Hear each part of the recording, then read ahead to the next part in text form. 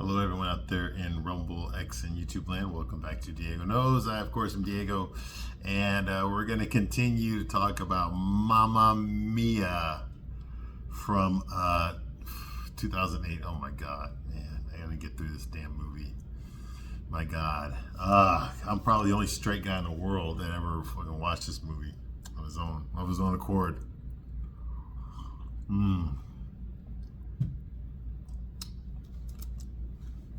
I don't know what you guys see in this movie. Okay, the music, ABBA is great, great band. Okay, great songs. They got some wonderful songs. You know, I grew up listening to their music, but these renditions are god awful, man. This is bad. It's bad. You got actors that cannot sing that are singing, and they actually use their real voices. You know, in old school Hollywood, in the golden age of Hollywood, whenever they would do a musical, they didn't the actual actors did not sing. Okay, they were dubbed by professional singers. Okay, because they knew how to do that right. You hire an actor to act. You don't hire them to sing. Every once in a while, you'll get an actor that can sing too. Okay, but it depends on what you want more. Do you want the singing to be the best part of the movie, or do you want the acting to be the best part of the movie? It all depends. There's talented people out there that can do both. Okay, but Meryl Streep and Pierce Bronson, okay, they cannot do both. All right, they cannot do both. Okay, now Meryl Streep, her acting ability is it can be argued. Okay, I've seen her do some incredible stuff. I've also seen her do some crap. Okay, I mean, come on, Death Becomes Her. Did you ever see that piece of crap? Okay, I've seen her do some crap, but I mean, I remember her in Silkwood. She did great. Iron Lady, she did great. All right, so I've seen her do some good stuff. All right, she's got one of those faces that you just can't. I mean, she's so unattractive that you just can't help but not forget her. You know what I mean? Okay, and when she emotes, it looks like she's really going through it. Okay, what do I see when I see Meryl Streep emoting on screen? Okay, I see an unattractive woman crying about herself being unattractive. Okay, because we see that in real life. All right. And we believe it. We don't think they're faking it. No, we know they're ugly. Right? We know that, and we know that unfortunately in our society, there's a lot of drawbacks to that, to not being attractive. Okay, and if a woman's not attractive, that's pretty bad.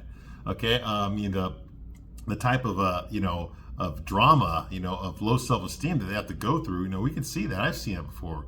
I remember right now I'm thinking about a girl in 5th grade who she was overweight. And the other girls teased her. The boys teased her too. Man, she would cry about it in class. And she wasn't faking it. All right. So yeah, I know that. And it happens to guys too. When men are unattractive, boys that are unattractive. I mean, yeah, they get teased too by boys and girls, Okay. So I know what it's like. So when I see an unattractive person crying, I believe it. All right. And Meryl Streep's built a whole career off of that. An unattractive woman who's sad or upset, depressed about something, you believe it because your mind automatically goes back to, okay, well, she's an ugly woman and she's crying. Well, yeah, those two things kind of go together, So yeah, no wonder she won so many Academy Awards. Okay, now in her personal life, I mean, Grant, I think she's a piece of shit, honestly. Okay, I mean, she thanked Harvey Weinstein at the Academy Awards. She called him God.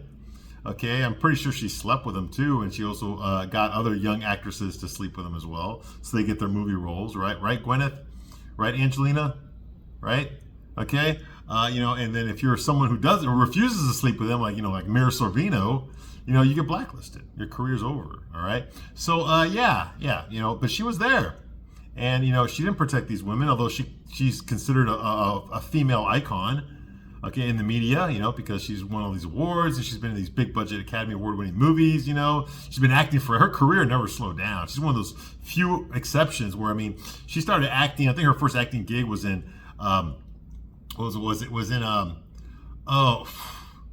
first Beatles movie ever made, with Hard Day's Night. Yeah, her first acting job was as a teenager groupie in Hard Day's Night, and she never stopped acting since then. Okay. Most actresses do not have a career like that. Okay, once they hit middle age, that's it. They're kicked out. Once they hit 30, 35 or something, they haven't had a hit movie, they're out. They show up on sitcoms, or they're hosting. They're doing infomercials or something like that. All right, not Meryl Streep. Meryl Streep has always been the example for other actresses. I want a career like her. When a woman wants to be a serious actress, not just a teen A girl showing off her tits and stuff like that, you know, they look at Meryl Streep. Okay, look at that. That's the gold standard. Okay, but like most Hollywood actors, you know, she's a piece of crap too, just like everybody else. Okay, she knew about Weinstein. She did nothing about it because she didn't want to hurt her career.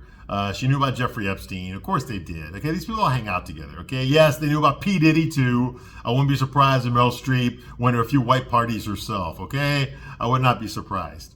Okay, yeah, they're all terrible people for the most part. I mean, every once in a while you'll get a good one like a Denzel Washington or something, but for the most part, no, that whole industry is bad. Okay, you know, look at Tom Hanks, man. I mean, that guy, dude. You know, the guy's got some skeletons. Look at his kids. Look how fucked up his kids are. All right, anyway. But moving right along, okay, Meryl Streep, the star of this movie, you know, we're supposed to believe that, well, she's 59 when this movie came out, so let's just say she's 58 when the events of this movie take place, because she was 58 when she filmed the movie, okay? So her daughter's 20 years old getting married, which means she was impregnated 21 years earlier, okay? So you do the math, okay, and that would make her 37 when she got pregnant, okay? A 37-year-old single mom, oh my God. But they play it off like she was like 20 or something years old when that happened. And, you know, and like she was not adult enough, responsible enough to take care of a baby, but she did it anyway. She did it all by herself without a man. You know, and this fucking bullshit narrative that the feminists love to, and gay guys love to put out there, that women don't need men. Yeah, you don't need men until you do, right? Until you do, right?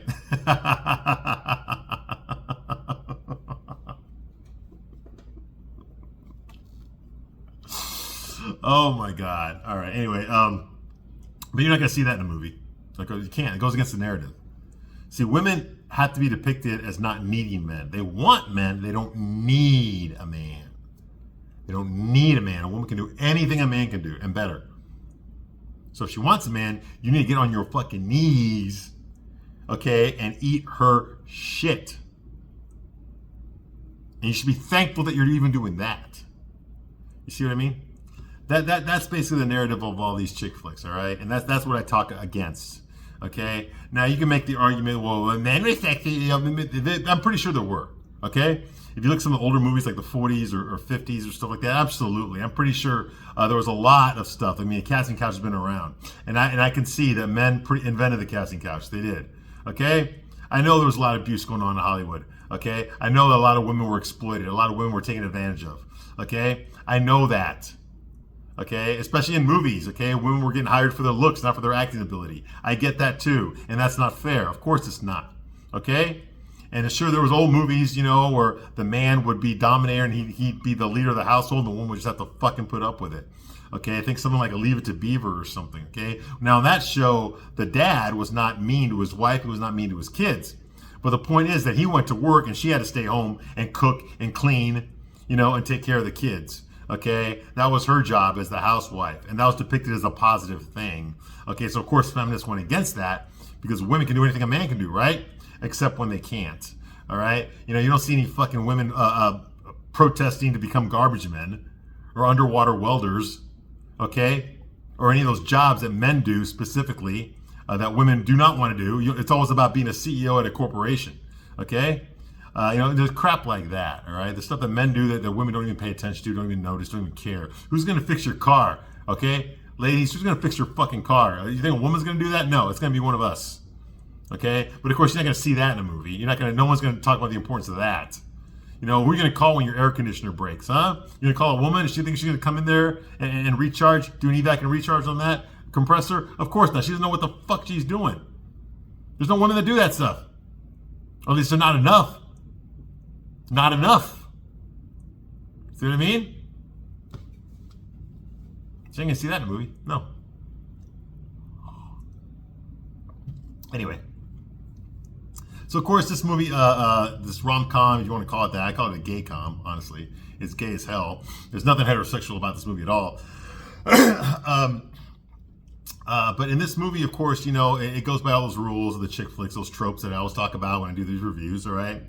This is honestly one of the worst movies I've ever seen. It's not my top 5 yet. Okay, 'cause my top 5 worst movies is pretty crowded.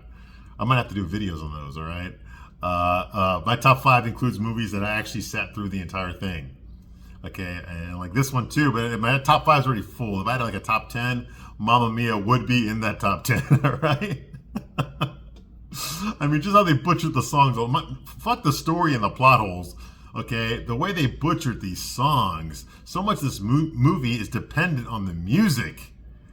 And the music is atrocious. The songs are great. The singing is terrible. Terrible. Oh my God, I would play it for you. I'm afraid I'll get a copyright strike, though. You know, listening to Pierce Bronson. Oh my God. What the hell did he sing later on in the movie? I don't even remember. I think he sang SOS. Pierce Bronson, man, I loved him in Remington Steele.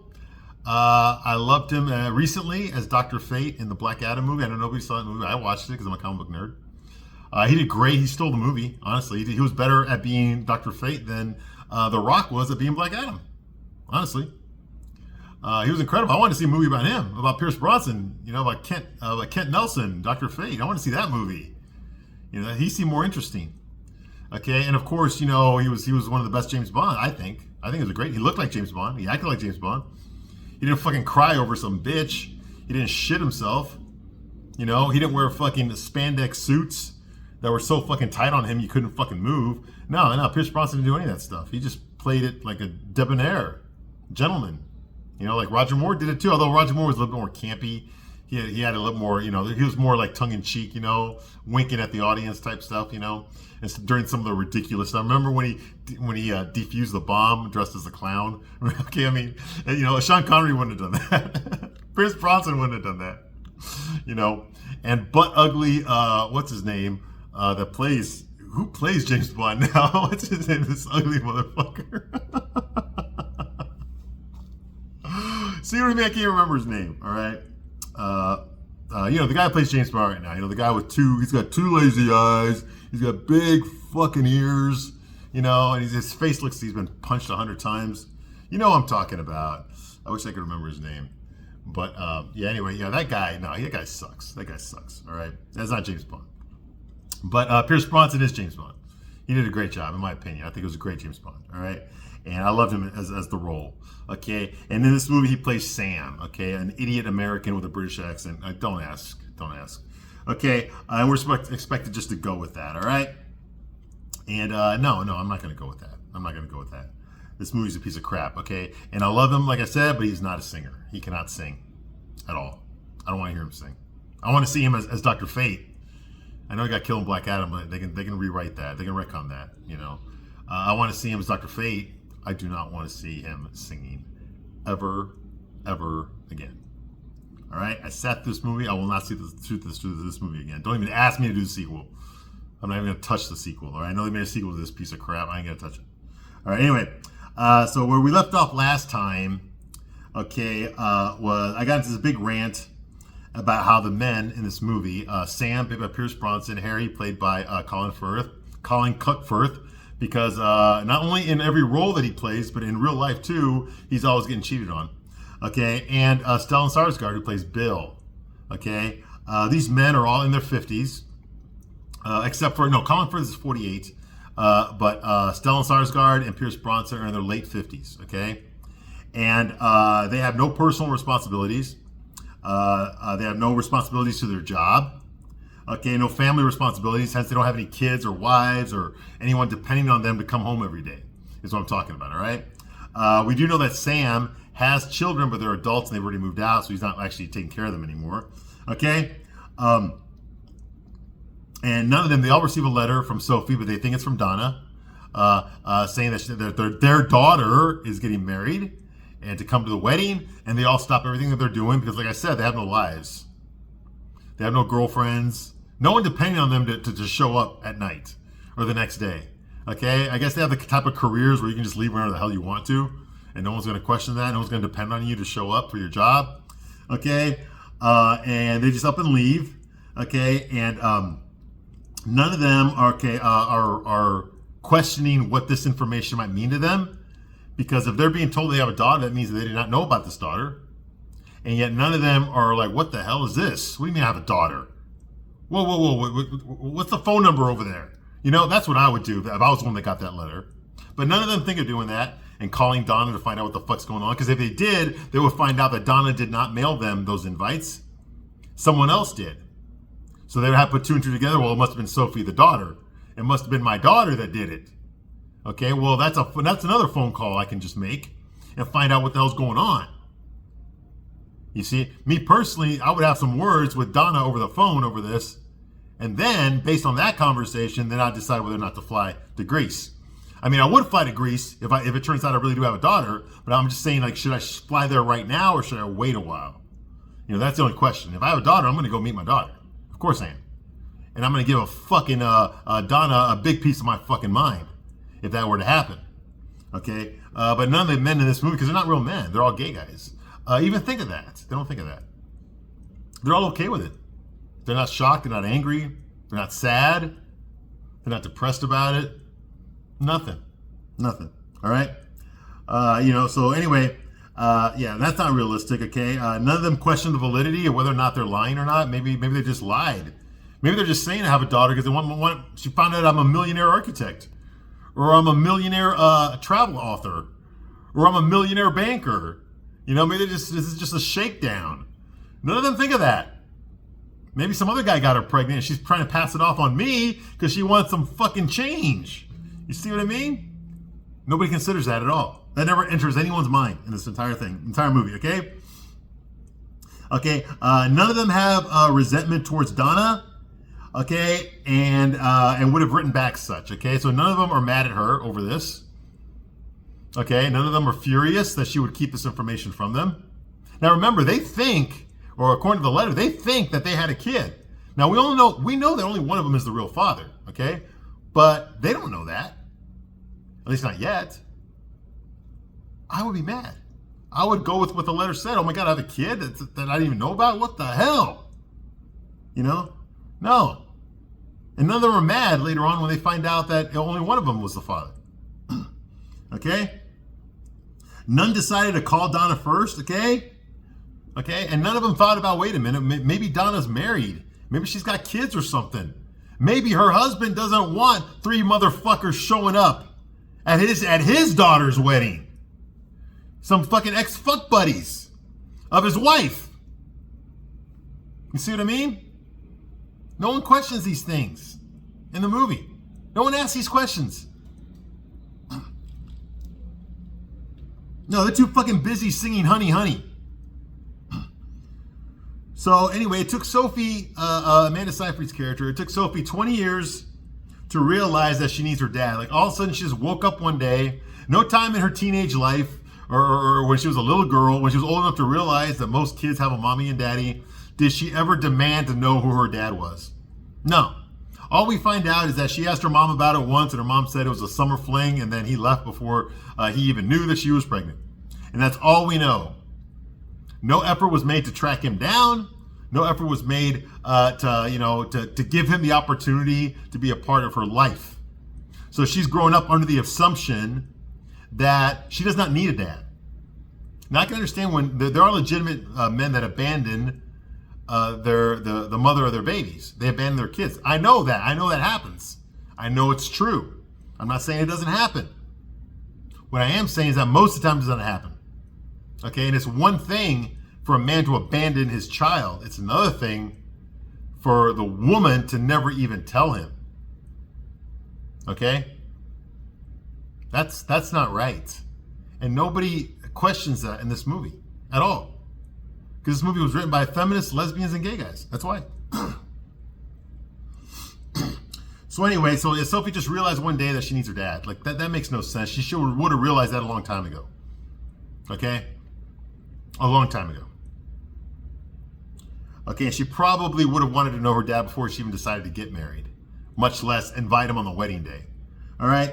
Anyway, so Harry and Sam and Bill, they finally meet each other, okay, on the docks, okay, because Harry and Sam missed the boat to go to the island where Donna runs her villa. It's Kalakari Island.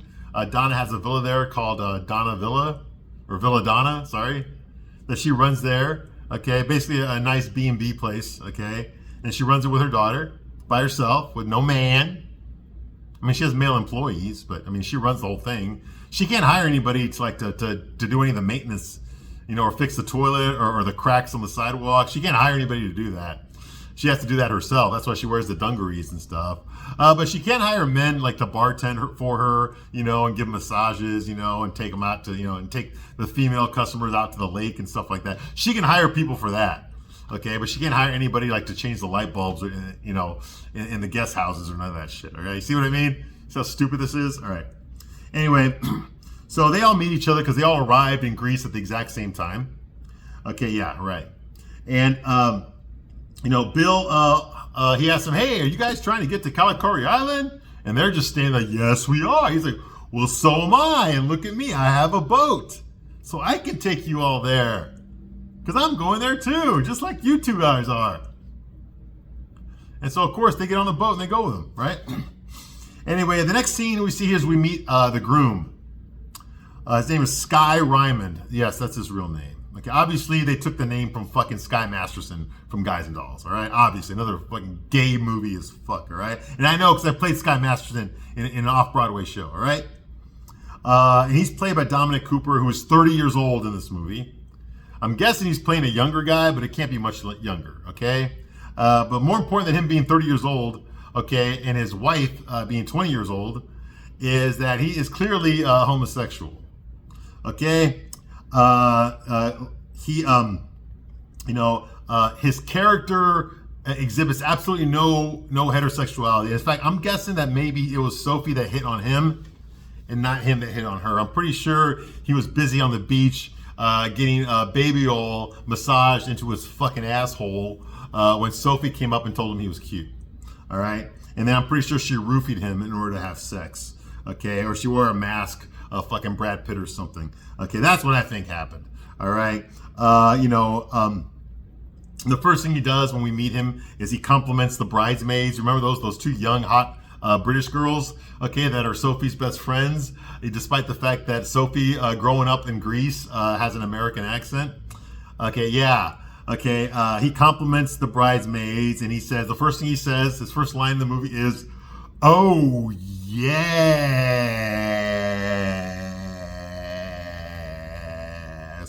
Because we all know that's how heterosexual men talk, all right?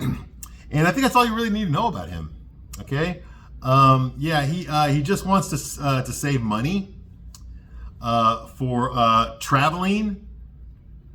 I was going to say he wants to save money for a gay bar that he wants to make on the island, but the whole island is a gay bar, so that doesn't really make sense.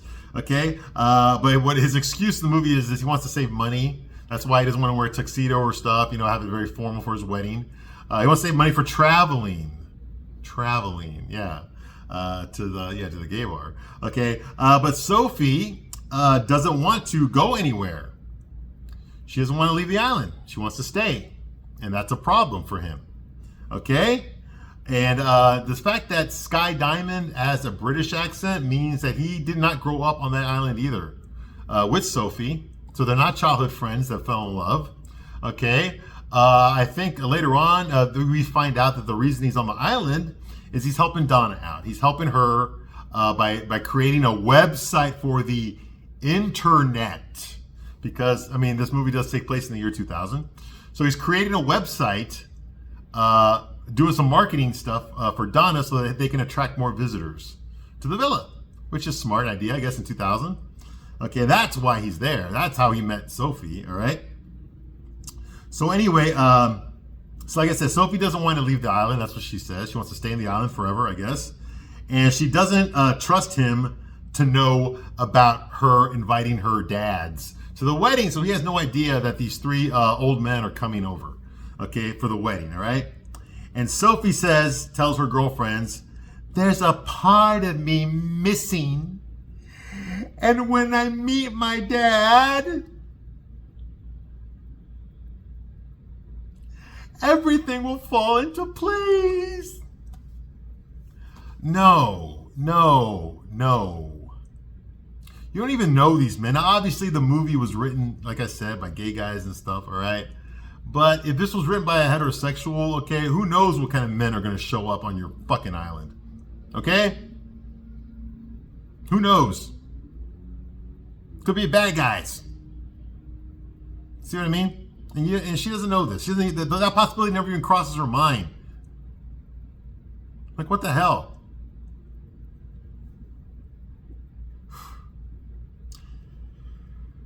And the fact that Donna, Sophie's mom, never once thought of this. She never once thought how important it would be for her daughter to meet her biological father. Like it's something that didn't matter.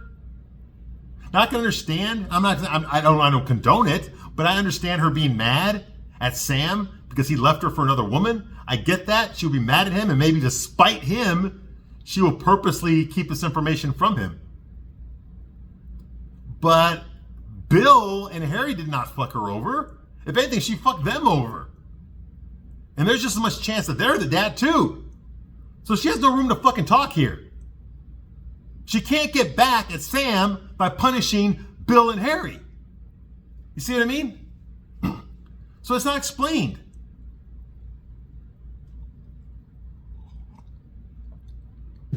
If anything, she fucked over Bill more. More. And we'll get to that later. Anyway, so, when Sophie makes a little speech about how everything, once she meets her dad for the first time, that everything will fall in place, I gotta agree with her. Okay? Because I know if her dad had been around, then Sophie probably wouldn't be marrying a fucking gay guy.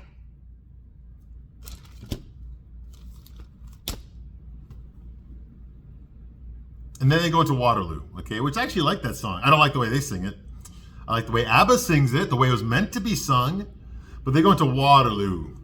Couldn't escape if I wanted to. Waterloo, finally facing my Waterloo. Whoa, whoa, whoa, whoa, Waterloo. Knowing my baby will be with you.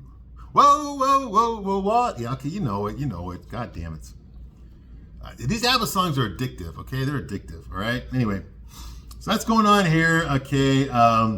We are Waterloo. The men sail to the island, okay? The three men, okay? Bill, Harry, and Sam. All right, Donna finally greets her best friends. Her best friends were actually on the boat that Harry and Sam missed. Okay, her best friends, this girl named Rose, who's this old Estelle Getty looking woman. Think Sophia from Golden Girls, okay? B. Arthur's mom, okay, but with darker hair. That's exactly what she looks like, okay? And she should look like that because the actress that plays her, Julie Walters, was 58 years old when she filmed this movie, okay? And Donna's other friend is Tanya. Okay, Tanya, okay, played by Christine Baranski, who was 56 years old when she filmed this movie. These are her best girlfriends, all right? As far as we know, none of them have children. We do find out that Tanya has been married at a minimum of 3 times. 3 times. Whether she has kids or not, I doubt any of them have kids except for Donna, and that's because that goes against the narrative, all right? Women aren't baby machines, okay? They're CEOs of corporations, they're business owners. That's what they do. Okay, they don't have kids. Women are not created to have children. Okay? They're created to break the glass ceiling. Okay, yeah. Okay, so like I said, did I say that lesbians and old women and gay guys made this movie? Yeah. Okay. Anyway, so so they sell the island. Donna greets them there, okay? And there's nothing more disgusting. I mean, earlier in the movie, like I said, we saw Sophie meet her girlfriends and act all crazy, oh my God, and act like that. I can understand that because Sophie's 20 years old and his girlfriends are probably 20 years old, 19 years old as well. I get that, okay? But these women are in their late 50s and they're acting like that. Oh my God! Okay? Like Sex in the City, but older. All right, and it's just like, come on, you bitches. Like, grow the fuck up. You're not young and pretty anymore. Quit acting like you are. Quit acting like you fucking are. Okay? Okay, you missed that boat a long time. I know the movie ain't gonna tell them the truth. Okay, the movie ain't not gonna tell them the truth. They're gonna treat them like they're queens. They're not fucking queens. They're pathetic old ladies who never fucking grew up. Anyway, so Donna greets them there, okay? So it's just like when Sophie greeted her friends, only more pathetic. Okay, these women are in their late 50s. They're alcoholic. You know, their skin is sagging. You know, and they act like they're in their fucking early 20s. Oh, Christ. Okay? None of the young girls realize that this is their future. So none of the bridesmaids, none of Sophie's friends realize that when you look at these old women, that's what they're going to look like in 37 years.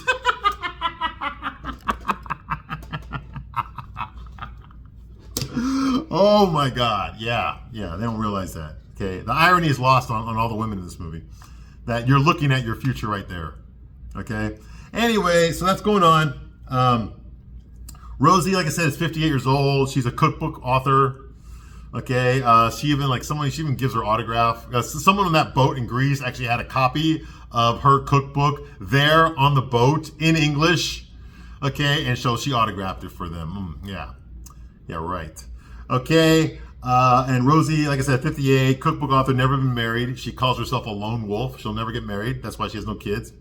All right, and then Tanya, who is 56, like I said, and she's been married multiple times.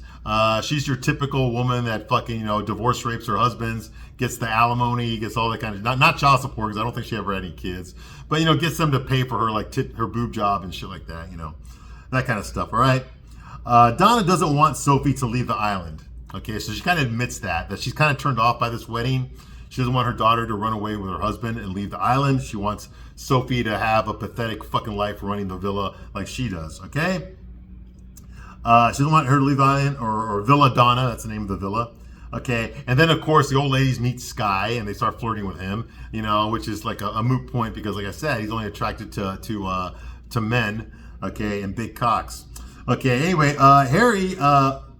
Meanwhile, Harry recognizes Bill when they're on the boat heading towards the island on Bill's boat. Harry recognizes Bill as a travel author. He writes traveling articles, I guess. All right. He's actually read several of them, okay, on his business flights, okay?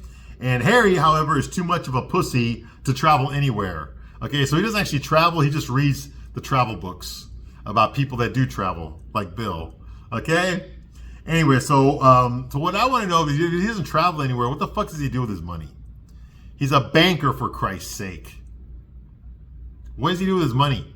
He can't be spending it all on dog food, okay? What does he spend it on? We don't know. We just know he's a pussy. He's rich. Okay, so Sophie, by the way, of course, meets the old ladies, her aunties, as she calls it. And it turns out that Sky is working on a website for the villa to make it more successful. Like I said earlier, to attract more customers, okay? The island legend, okay, was that it was the site of Aphrodite's love fountain. Ooh, Greek mythology here, right? And Donna tells her friends, her old lady friends, that the toilets don't work in their rooms. No wonder nobody wants to go there. Okay? And that she's been running the villa by herself for the past 15 years. Wow, it sure would have helped if, I don't know, some men had been sending you some fucking child support checks.